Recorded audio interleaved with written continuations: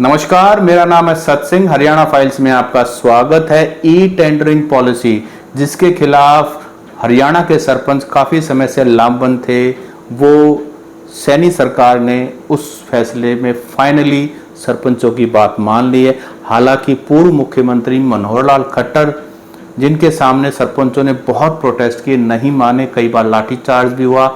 उस समय के पंचायत मंत्री देवेंद्र बबली भी काफ़ी तू तड़ाक तक आ गए थे। लेकिन अब फाइनली बदलाव हो चुका है। क्या ये सिर्फ चुनावी स्टंट है या वाकई में कोई क्रांतिकारी बदलाव है? पूरी चर्चा करने के लिए मेरे साथ सुमित सरपंच मकड़ोली साथ हैं और इनसे हम चर्चा करेंगे कि आखिरकार इससे क्या बदलाव होगा। सुमित भाई, आपका बहुत बहुत स्वागत है। नमस्ते भाई, और आपके हरियाणा फाइल्स के सभी दर्शकों को भी मेरी तरफ से राम राम नमस्कार। जी, पहला सवाल मेरा, आप तो खुद सरपंच रहे हो, सारी व्यवस्था आपने देखी है और इस प्रोटेस्ट में भी, क्योंकि सारे आपके ही साथी हैं जो भी सिटिंग हैं, तो आखिरकार ये मामला क्या, चुनावी स्टंट है या मास्टर स्ट्रोक है? मैं इसमें मिलीजुली बात कहूँगा।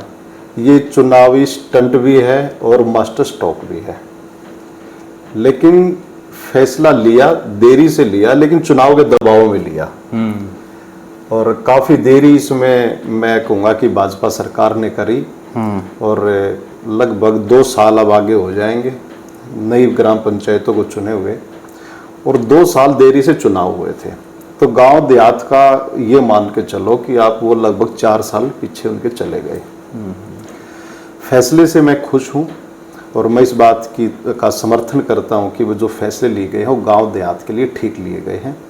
बस मैं वही अंडरलाइन ज़रूर इसको करूंगा कि कहीं ना कहीं ये आप जैसा आपने पूछा था कि ये चुनावी स्टंट है, चुनावी स्टंट कहो, इसको कुछ भी कहो, लेकिन चुनाव के दबाव में जरूर ये फैसला। चुनावी स्टंट इसलिए भी आपकी बात सही है क्योंकि हो सकता है अगले महीने आचार संहिता लग जाए हरियाणा में, तो ये एग्जीक्यूट हो पाएगा, नहीं हो पाएगा। नई सरकार अगर बीजेपी की रिपीट होती है, अपनी बात पर मुकरेगी, क्या होगा, कुछ होगा, और इस बारे में कुछ नहीं कह सकते। एक बार जब इन्होंने ऑफिशियल अनाउंसमेंट कर ही दी है तो मेरे ख्याल से मुकरेगी तो नहीं, देरी कर सकते हैं। हाँ, देरी कर सकते हैं और अप्लाई भी इसको जल्दी से जल्दी करने की कोशिश ये करेंगे। आचार संहिता से पहले ये हो जाएगा और इस पे ये जल्दी में ही काम करेंगे क्योंकि इनको रिजल्ट चाहिए। कहीं ना कहीं जो आपको पता ही है कि अभी लोकसभा के चुनाव के जो नतीजे, इनके अनुमान के कितने विपरीत आए हैं। किसी को लग नहीं रहा था कि वे कांग्रेस इतनी सीटें लेकर के जाएगी यहाँ से। और लोकसभा चुनाव में भी जो वोट प्रतिशत है, अलग अलग विधानसभाओं में भी अगर आप देखोगे तो कांग्रेस विधानसभा में बहुमत से जीत रही है। तो ये भाजपा सरकार की कहीं ना कहीं डैमेज कंट्रोल करने की कवायद भी है, और उनका डैमेज कंट्रोल कितना होएगा मैं उस बात पे तो नहीं जाऊंगा, क्योंकि कुछ चीजें बिगाड़ना अपने हाथ में होता है, सुधारना अपने हाथ में नहीं होता।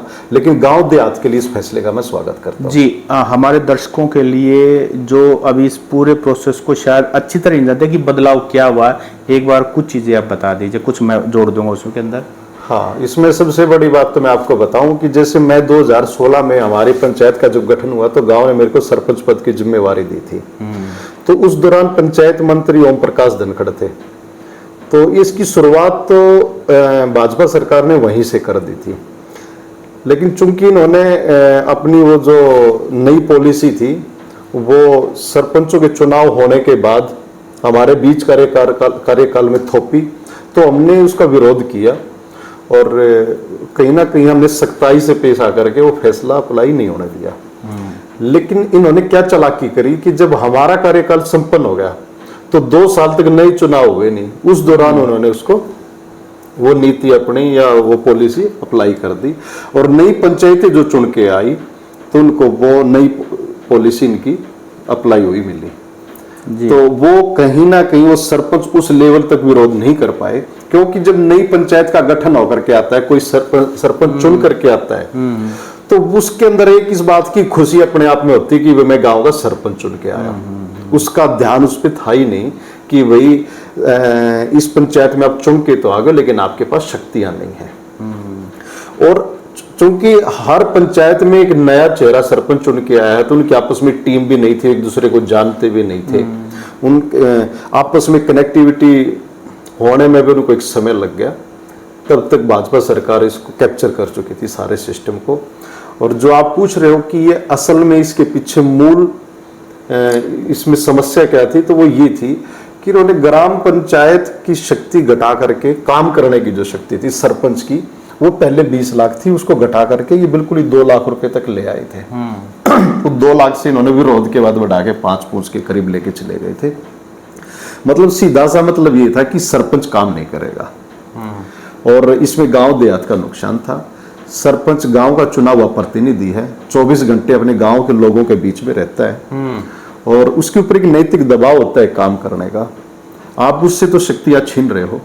और एक ठेकेदार को जो उस गांव का भी नहीं है, उस गांव में उसकी कोई प्रीत नहीं है, कोई स्नेह नहीं है, कोई श्रद्धा नहीं है, कोई अपनापन नहीं है, और जो ठेकेदारी की लाइन में आया ही पैसे कमाने के लिए है, आप उससे उम्मीद कर रहे हो कि वो अच्छा काम करेगा। सरपंच अच्छा काम नहीं करेगा, लेकिन एक ठेकेदार अच्छा काम करेगा। जिसे प्रतिनिधि चुना गया है वो अच्छा काम नहीं करेगा। एक ठेकेदार जिसके पास कोई मतलब कि जिसकी मतलब ये मानिए वो काम किया और पहचान नहीं है जी, कोई पहचान नहीं है जी। अब आपका गांव करोथा है जी, मेरे गांव से आपके गांव की दूरी 25 से 30 किलोमीटर की है, लेकिन आपके गांव के पिछले सरपंच को भी मैं जानता हूँ, मास्टर रणबीर जी को, और अभी जो भाई भोला जो सरपंच है मैं उसको भी जानता हूँ। तो मैं करोथा गांव के सरपंचों को, 2 सरपंचों को मैं जानता हूँ 30 किलोमीटर दूर बैठा होने के बावजूद भी। लेकिन आपके गांव में जिन 30 ठेकेदारों ने काम करा मैं किसी को भी नहीं जानता। गांव वाले भी नहीं जानते, गांव वाले भी नहीं जानते। अगर सरपंच काम ठीक से नहीं करता है तो उसको अकेले सरपंच को नहीं, उसकी अगली, उससे अगली पीढ़ियों को भी झेलना पड़ता है, एक टैग लग जाता है जी। तो सरपंच साहब इसमें मैं ये जानना चाहूंगा, जैसे अभी 21 लाख का किया है इन्होंने, 21 लाख, पहले 20 था, अब 21 हो गया, कहने का मतलब लगभग वहीं पर है। लेकिन कुछ वाकई में बदलाव किए हैं, जैसे सेस का पैसा है, जैसे उन्होंने इसमें, जैसे मेरे पास ये जो रिपोर्ट है उसके हिसाब से सरपंच अब बिना टेंडर करवा सके 21 लाख का विकास खर्च होगा, मिट्टी भरत के लिए एस्टिमेट होगा, पोर्टल पे जो रेजोल्यूशन 10 दिन में जेई को अपलोड होगा। एक जो फैसला लिया है कि ACR लिख सकेगा जो ग्राम सचिव है, इसका मुझे बताए कि ग्राम सचिव ये ठीक है, मतलब आपको लगता है कि इससे भी कुछ शक्ति बढ़ेगी? देखो, गांव का सरपंच अगर गांव ने चुना है, 5000, किसी गांव में 5000 की पॉपुलेशन है, किसी में 8-8, 10-10 हजार की भी पॉपुलेशन है, और आमतौर पे 1.5 से 2,000 मतदाता तो लगभग छोटे से छोटे गांव में भी होते ही हैं। तो इतने लोगों का प्रतिनिधि जो चुन करके आया है, और वहां जो कोई भी कर्मचारी है, अगर वो उस ग्राम पंचायत के रेजुलेशन के हिसाब से या ग्राम पंचायत अपने हित के हिसाब से जो कदम उठाना चाहती है, कोई उसमें कोऑपरेट नहीं कर रहे, तो अंडरस्टूड सी बात है कि वो कहीं ना कहीं बाधक है। तो उसकी ACR लिखने की पावर अगर सरपंच को दी गई तो मैं भी इसको ठीक मानता हूँ कि इसमें भी सरपंच की जो पद है उस पद की प्रतिष्ठा और गरिमा भी बढ़ी है। और जो वकीलों का पैसा जिला स्तरीय लेवल पर भी बढ़ा दिया है, हाई कोर्ट का होगा तो वो भी बढ़ा दिया लीगल केसेस को डील करने के लिए। पहले तो सस्ते वकील के चक्करों में या तो सरपंच को करप्शन करना पड़ता था या फिर कोई ऐसा सस्ता वकील कोई ढूंढना पड़ता था गांव गुआंढ का जो केस खड़ा भी नहीं हो पाता था। इसमें भी एक बात यह है कि सरपंच को कोई इंडिविजुअल घरेलू केस का तो जिक्र है नहीं, पंचायत के केस को फाइट करने के लिए तो पावर दी गई है। और महंगाई जो बढ़ गई है, और मार्केट में आप कोर्ट में चले जाओ या कहीं भी चले जाओ, कितने ज्यादा खर्च हैं और वकीलों की फीस कितनी ज्यादा है, उसके हिसाब से ये फैसला लिया गया है। और मैं इसे भी ठीक मानता हूं कि वो करा जाना चाहिए था, क्योंकि लॉन्ग पेंडिंग था, मतलब पहले की नहीं। सबसे बड़ी बात तो ये है कि ये फैसला सरपंच के लिए निजी थोड़ी है, ये तो ग्राम पंचायत की पैरवी करने के लिए जो वकील खड़ा होगा उसकी फीस पे करने का मसला है ना। तो ये तो ग्राम पंचायत के हित में है, ग्राम पंचायत के गांव देहात के हित में है, तो ये भी अच्छा फैसला है। अच्छा, इसके अलावा और भी कुछ फैसले लिए गए, सेस का पैसा है वो थोड़ा समझा दीजिए, वो क्या होता है? सेस का पैसा क्या है कि जैसे भाई इसमें, जैसे भाई अपना स्टाम्प वगैरह का भी इसमें मैंने पढ़ा था कि उसका कहीं थोड़ा बहुत जिक्र है कि जो पैसा, जैसे बिजली विभाग भी है या आबकारी विभाग है, अगर गांव में शराब का ठेका है तो हर बोतल कितने रुपए की बिकी, उसमें एक निश्चित है कि इतना पैसा ग्राम पंचायत को जाएगा।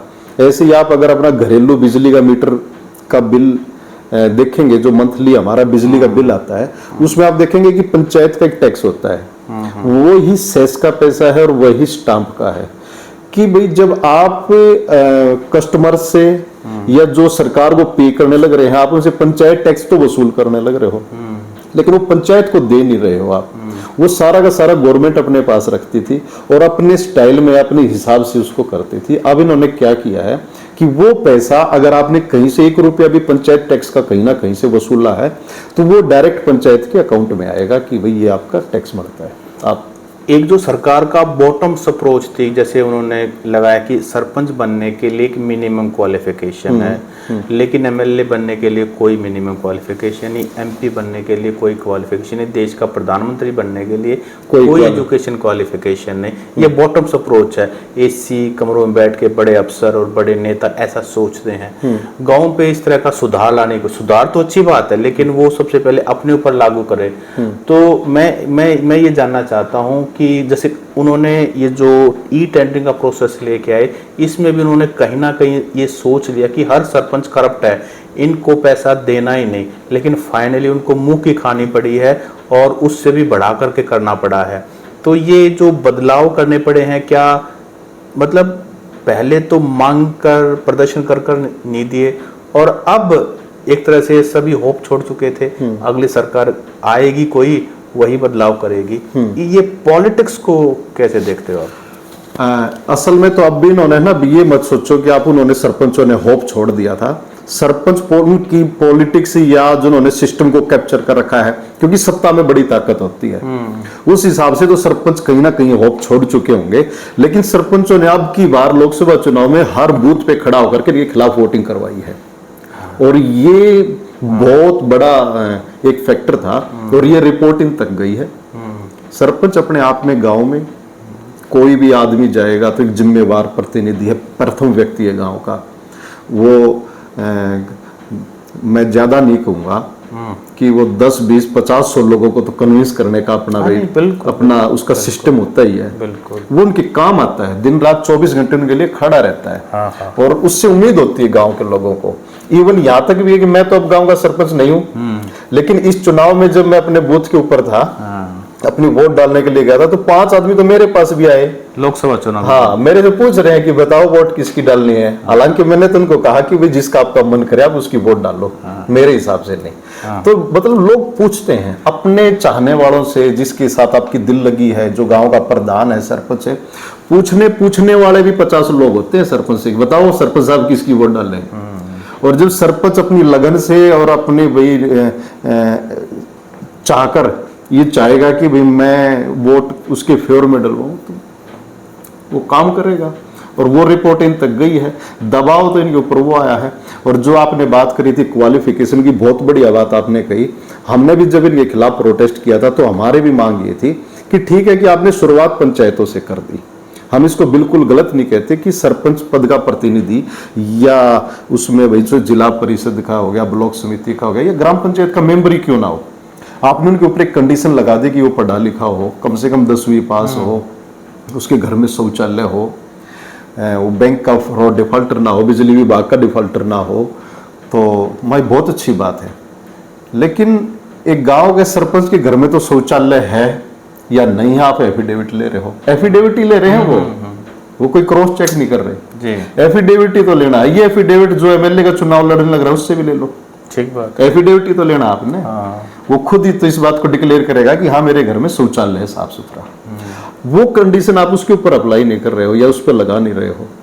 और वही बात फिर पढ़ाई किया जाती है। एक 10वीं की तो जिक्र था, 10वीं क्लास की वही मार्कशीट आपके पास होनी चाहिए।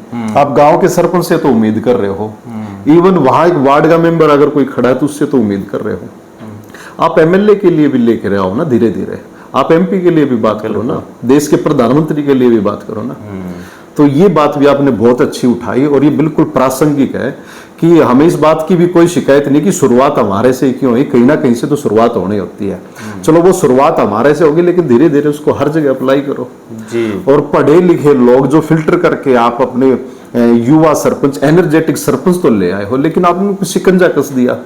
वो बेचारे 20-20 हजार सरपंचों ने मतलब इकट्ठा होकर ग्राम पंचायत के मेंबरों ने रैलियां करी हैं, जुलूस निकाले हैं, उनके ऊपर लाठियां मारी गई, उनको तोड़ा गया है, उनको करप्ट। और देवेंद्र बबली का जो आपने जिक्र करा ना, मैं कहता हूं कि वो शायद उनकी राजनीति में पकड़ पुरानी नहीं है, ज्यादा सोशल नहीं है, या उनको सामाजिक ज्ञान नहीं है, जितनी फुहड़ता भरे ढंग से और वाहियात ढंग से जो टिप्पणियां उन्होंने सरपंचों के ऊपर करी, उनको ये पता होना चाहिए कि गांव में जब आधी रात को बारिश का पानी भर के गलियों में पानी खड़ा हो जाता तो सबसे पहला फोन सरपंच के पास ही जाता, विधायक के पास नहीं जाता। रात के 1 बजे, रात के 1 बजे की बात हो, अगर रात के 1 बजे अगर किसी ने अपनी बीवी के साथ झगड़ा करके दारू पी के घर से बाहर निकाल दिया तो सरपंच को जाना पड़ता है। और देवेंद्र बबली पंचायत मंत्री और उन्होंने इतनी वाहियात टिप्पणियां उस दौरान सरपंचों के ऊपर करी। वो पता नहीं, वो नई राजनीति में विधायक बन करके आए थे, उनको मंत्रालय मिल गया तो आदमी थोड़ा सा अपना भूल जाता है कि आपको भाई। लेकिन ये सब कुछ हरियाणा में आज खट्टर क्या सोच रहा होगा? हालांकि उनको कोई मतलब नहीं है ग्राउंड पे क्या हो रहा है, उनकी छवि भी ऐसी, लेकिन आज खट्टर साहब का तो देखो भाई साहब ऐसा है कि खट्टर साहब तो मोदी जी की नाव चल रही थी, उसके सारे वो भी अपने तिरगे हैं, उनका टाइम पास हो गया। वो आज तक की हरियाणा के है ना, देखो नाम बदनाम तोरों का हो सके है, लेकिन सबसे दबंगई से जो राज इन्होंने करा है ना यार, मैं तो ये कहूँ कि चलो जो आपके वोटर नहीं है, जो आपकी पार्टी के, उनको आप भड़काते रहे, उन्होंने तो अपनी पार्टी के लोगों को नहीं बख्शा, उन्हीं की इज्जत और रिस्पेक्ट नहीं करी। और ग्राउंड रियलिटी को देख करके भाग करके चलना चाहिए। ऐसे लोगों की टीम आपके पास होनी चाहिए कि जो एक्चुअल रिपोर्ट आपके आगे आपको ला करके दे। तो कहीं ना कहीं खट्टर साहब सोच तो क्या रहे होंगे, राजनीति है, राजनीति में यही है कि इतनी कदम में है, उनको भी है कि हाँ शायद पहले मतलब नहीं था और अब भी कोई मतलब नहीं। हाँ, उनको कोई मतलब नहीं है, चुनाव आने वाले हैं, वो यही सोचते होंगे कि चुनाव आने वाले हैं, करना पड़ता है। और एक और ये कह रहे हैं कि अगर गांव में डीसीएसपी आएगा तो सरपंच की कुर्सी साथ लगेगी। ये मुझे बताइए कि मान सम्मान जो ये दिया है, मुझे लगता है कि जो 73rd अमेंडमेंट 1993 में महात्मा गांधी के जन्मदिन वाले दिन इसको लागू किया गया था, तो सपना था गांधी जी का भी कि मेरी गांव की ग्राम पंचायत और उनका प्रतिनिधि सशक्त हो, तभी देश आगे बढ़ेगा। ये कितना जरूरी? ये भी बहुत जरूरी है। और सच पूछो तो जब हमने प्रोटेस्ट किया था, हमारी मांगे थी गांव देहात के फेवर की, ना कि सरपंचों के अपने रुआब की, उसके रौब की, ये हमारी इस तरह की चीजें हमारी मांगों में शामिल नहीं थी। और अब की बार भी जो पंचायतें हैं उन्होंने भी इस तरह की कोई मांग नहीं करी गई होगी, लेकिन अगर स्वतः संज्ञान लिया है सरकार ने या जिन्होंने भी इस पर गौर किया है, ये भी बहुत अच्छी बात है। देखो, चुना हुआ प्रतिनिधि है और डीसीएसपी ठीक है, हमारे आदरणीय हैं, ब्यूरोक्रेट्स हैं, बड़ी पदवी है, सम्माननीय है, लेकिन कहीं ना कहीं कुछ डीसी तो नहीं, मैं कहूँगा एक डीसी आए थे बीच में और एक एसडीएम, हमने ऐसे देखे हैं कि उनको ये था कि तुम एसडीएम और डीसी हो तो तुम भगवान के अवतार हो, वो ऐसी बदसलूकी तक उनको करते हमने देखा है। एक एसडीएम साहब के ऑफिस में मैं चला गया किसी गांव के काम के मसले में, और सेक्रेटरी को बुला रखा था उन्होंने, तो सेक्रेटरी ने उनको अपना बताया मसला कि भाई मैं क्यों नहीं कर पा रहा हूँ ये काम, तो उनको डांट मारने लगे। मैंने बीच में कह दिया, मैं एसडीएम साहब ऐसा है, ये टेक्निकल इसमें है ना दिक्कत है हमारे गांव में, इसलिए हम इस चीज़ को नहीं कर पा रहे हैं। तो वो मेरे को बोले कि भाई आप कौन? माजी मैं गांव से सरपंच हूं। बोले मैंने आपको बुलाया ही नहीं। तो मैंने उनसे पूछा कि फिर आपने मेरे को नहीं बुलाया, मसला मेरे गांव का है, मैं आपके ऑफिस में आकर मैंने गलती कर दी क्या? तो नहीं, मैं आपसे बात ही नहीं कर रहा। तो मैंने उनको कहा कि आपके बात करने का मतलब ही नहीं है, मसला मेरे गांव का है, ये रजिस्ट्रियां मन में करवानी है, मोर मेरी लगेगी, तो आपके चाहने और ना चाहने का या आपके बुलाने ना बुलाने का नहीं, आपके घर का दफ्तर नहीं है, ये सरकारी दफ्तर है। यहाँ एक आम आदमी भी आ सकता है, आप एक गांव के सरपंच के साथ ऐसा रवैया कर रहे हो, व्यवहार कर रहे हो, आपको बोलना तो ये चाहिए था कि बैठिए सरपंच साहब जी है। तो ये चीजें वो है कि वो मैंने उनको थोड़ा सख्ताई से उनके साथ पेश आया। सच पूछो बाद में उन्होंने सॉरी भी फील किया, लेकिन जो शुरू का जो उनका लहजा था, मैं सोचता हूं कि मैं गांव का सरपंच हूं, मेरे साथ ऐसा बर्ताव कर रहे हैं, एक कोई आम बेचारा सा सादा भोला आदमी इनके दफ्तर में घुस जाए, वो तो ये मान लो वो ऐसा रोज करते हैं, वैसा रोज करते हैं। उन्होंने शायद पहले भी कई सरपंचों के साथ ऐसा किया होगा, लेकिन वो ऐसे जवाब की उम्मीद नहीं उनको करे। ऐसे जवाब की उम्मीद नहीं थी। इवन यहाँ तक भी उस ऑफिस से निकलने के बाद मेरे सेक्रेटरी बोले कि तेरा कुछ नहीं बिगड़े, मैंने सस्पेंड करवाऊंगा। माना ऐसा नहीं है, तेरे ऊपर कोई बात आएगी तो मेरे ऊपर ही आएगी, वो इनको भी देखेंगे मगा। मेरा कहने का भाव ये है, इनके अंदर एक अहंकार, एक एरोगेंस वो इनके अंदर कहीं ना कहीं आ जाता है। हर किसी में नहीं जी। बहुत अच्छे अफसर भी हमने देखे जो बड़े डाउन टू अर्थ हैं। लेकिन सबसे बड़ी बात यह है कि अगर वो गांव में जाएंगे तो गांव का प्रथम व्यक्ति सरपंच है, उसके बिना। और हकीकत में है, कोई समस्या आ जाओ, कोई समस्या आ जाओ, कुछ भी हो जाओ, मर्डर हो जाओ, भैंस चोरी होगी, या भाई किसी को गांव में आना है, पानी भर गया और कुछ, हर अधिकारी किसी भी महकमे का सबसे पहले सरपंच को आके कि सरपंच साहब इसका समाधान करवाओ।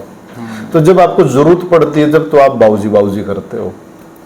तो कहने का भाव यह है कि अगर डीसी एसपी साहब अगर गांव में आते हैं और इन्होंने ये एक प्रोटोकॉल जारी कर दिया, प्रोटोकॉल के लिए एक पैमाना बढ़ा दिया कि सरपंच की कुर्सी बराबर में लगेगी, यानी कि मान सम्मान, पद की गरिमा देखो होनी चाहिए। और मेरा तो यहां तक कहना है कि अगर किसी पोस्ट पे कोई चौकीदार खड़ा है ना, वो अपनी पोस्ट पे मालिक है, उसके पद की भी गरिमा, उसको सम्मान मिलना चाहिए।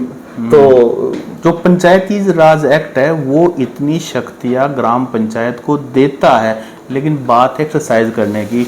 जो 3 टायर सिस्टम उसको ग्राउंड लेवल पे लेके नहीं आ रहा है। उसको सरकार भी दे के खुश नहीं है। अगर यहाँ ग्राउंड लेवल पर, ग्रास रूट्स लेवल पर सशक्त हो गए तो तुम्हारी पूछ कम हो जाएगी। और वो चाहते हैं हर चीज़ को सेंट्रलाइज करना। तो लेकिन जैसे पढ़े लिखे लोग आगे आएंगे, सरकार ने जैसे इस तरह की चीज़ें दी हैं, मुझे लगता है कि आने वाले समय में एक अच्छा होगा। इसके अलावा मेरा एक और सवाल है रैप अप करने से पहले, क्या अब सरपंचों की थोड़ा सा मान सम्मान भी बढ़ गया है, उनको सरकार ने भी काफ़ी सारी शक्तियाँ दे दी हैं, प्रोजेक्ट वगैरह, क्या इससे चुनाव आने वाले समय महंगे नहीं हो जाएंगे? क्योंकि अब उनको लगेगा कि, या फिर एक अच्छे लोग भी सामने आ सकते हैं। मतलब इसको आप कैसे देखते हैं आने वाले टाइम में?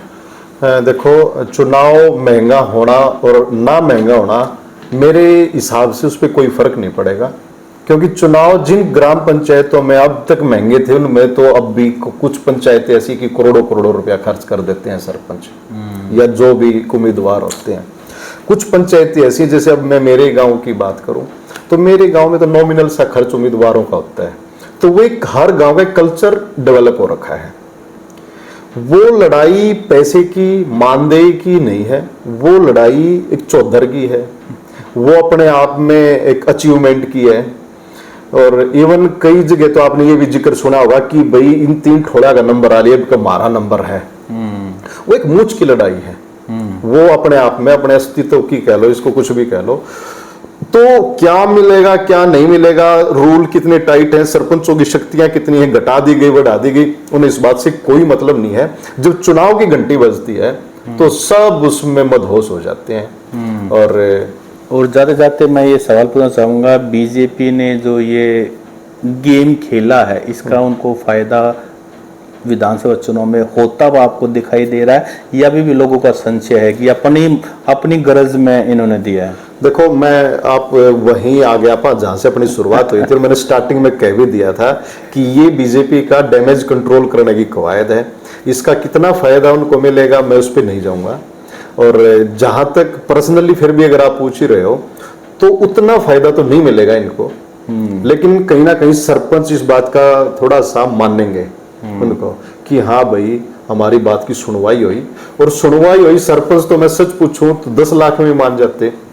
लेकिन अब इन्होंने क्या करा कि पहले 20 था तो 20 भी छोड़ो, हम 21 देंगे।